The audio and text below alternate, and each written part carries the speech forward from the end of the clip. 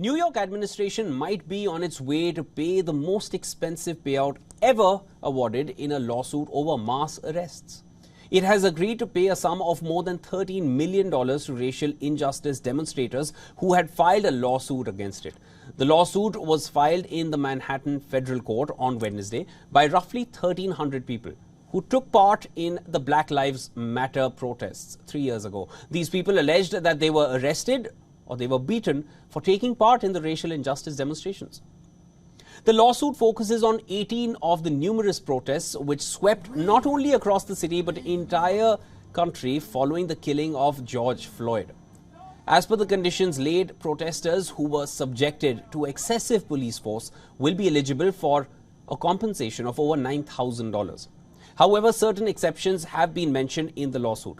The agreement allows New York City's administration to avoid a trial that could be both expensive and politically fraught. Attorneys have maintained that police was forced to take action for responding to a chaotic and unprecedented situation.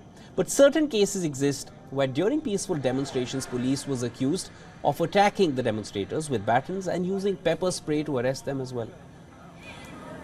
Now, for more on this, we earlier spoke to our correspondent Susan Tarani, who explained if there has been any change in procedure by police departments since the riots.